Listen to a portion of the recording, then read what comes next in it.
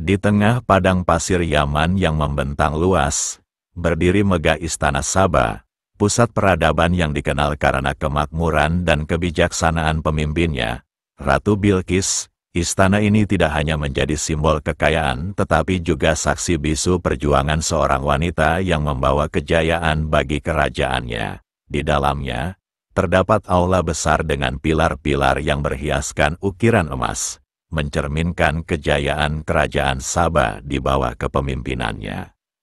Ratu Bilqis adalah wanita yang tidak biasa. Ia memiliki wajah oval dengan fitur tegas yang mencerminkan kekuatan dan kebijaksanaan. Matanya yang besar dan tajam memberikan kesan bahwa ia mampu menembus isi hati siapapun yang berbicara dengannya. Hidungnya lurus, dan bibirnya penuh dengan senyuman tipis yang tenang, memberikan rasa hormat dan kewibawaan kepada siapa saja yang melihatnya. Dalam setiap penampilannya, Ratu Bilqis selalu anggun. Ia mengenakan pakaian tradisional Yaman yang dihiasi dengan ornamen emas. Gaunnya berwarna putih keemasan, melambangkan kesucian dan kekuatan. Mahkota berhias detail ukiran rumit bertengger di atas kepalanya. Sebagian menutupi rambut hitam panjangnya yang berkilauan. Ia berjalan dengan langkah yang penuh percaya diri.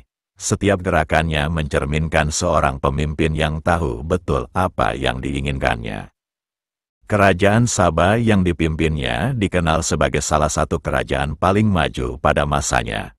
Dengan sumber daya alam yang melimpah dan lokasi strategis di jalur perdagangan utama, Saba menjadi pusat perdagangan rempah-rempah, emas, dan perhiasan. Di bawah kepemimpinan Ratu Bilqis, perekonomian Saba tumbuh pesat, dan rakyatnya hidup dalam kesejahteraan.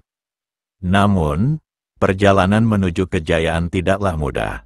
Ratu Bilqis harus menghadapi banyak tantangan, baik dari dalam maupun luar kerajaannya. Banyak kerajaan tetangga yang iri dengan kemakmuran Saba. Mereka mencoba menyerang dan merebut sumber daya alamnya. Tetapi Ratu Bilqis tidak pernah gentar. Ia memimpin pasukannya dengan strategi yang cerdas, seringkali menggunakan diplomasi untuk menghindari konflik besar. Salah satu ujian terbesar datang ketika seorang utusan dari kerajaan yang jauh tiba di Saba.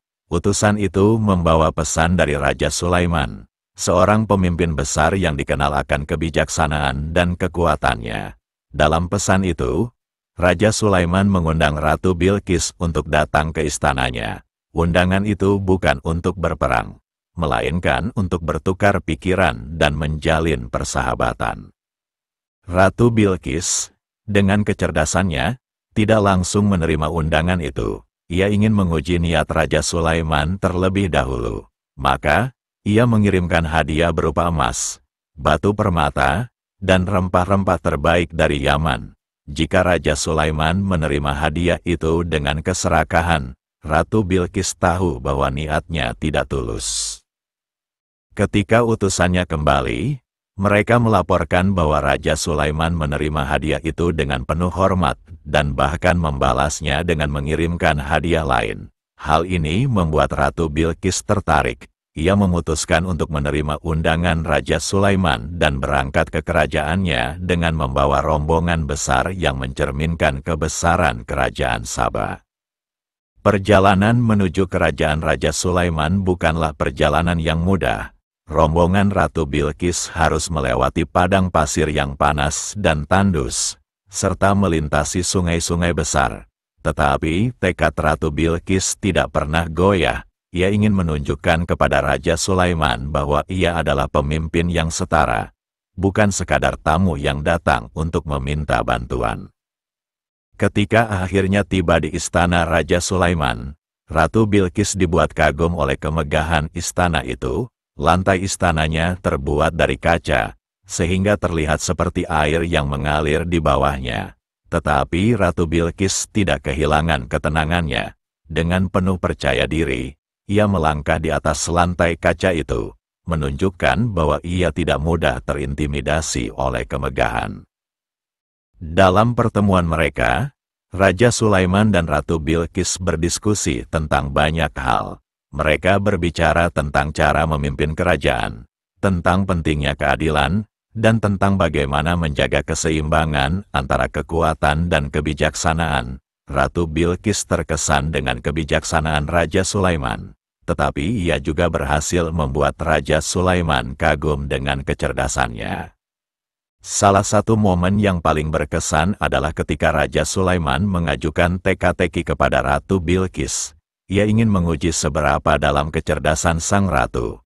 Tetapi Ratu Bilqis mampu menjawab semua teka-teki itu dengan mudah, menunjukkan bahwa ia bukan hanya cantik tetapi juga sangat cerdas. Pertemuan itu memberikan dampak besar bagi keduanya. Ratu Bilqis belajar banyak dari Raja Sulaiman, dan Raja Sulaiman juga belajar banyak dari Ratu Bilqis. Mereka saling menghormati dan memandang satu sama lain sebagai pemimpin yang setara. Ratu Bilqis kembali ke Saba dengan membawa wawasan baru yang akan membantunya memimpin kerajaannya dengan lebih bijaksana. Ketika tiba di Saba, Ratu Bilqis langsung menerapkan banyak hal yang dipelajarinya. Ia memperkuat sistem pemerintahan, meningkatkan perdagangan, dan memastikan bahwa rakyatnya mendapatkan kehidupan yang lebih baik. Ia juga membangun hubungan diplomatik dengan kerajaan-kerajaan lain, menjadikan Saba sebagai pusat peradaban yang dihormati. Legenda tentang Ratu Bilqis terus hidup hingga hari ini. Ia dikenang sebagai seorang pemimpin wanita yang tidak hanya cantik, tetapi juga sangat bijaksana dan kuat. Ia adalah bukti bahwa seorang wanita dapat menjadi pemimpin besar yang mampu mengubah sejarah. Legenda tentang Ratu Bilqis terus hidup hingga hari ini. Ia dikenang sebagai seorang pemimpin wanita yang tidak hanya cantik, tetapi juga sangat bijaksana dan kuat. Ia adalah bukti bahwa seorang wanita dapat menjadi pemimpin besar yang mampu mengubah sejarah.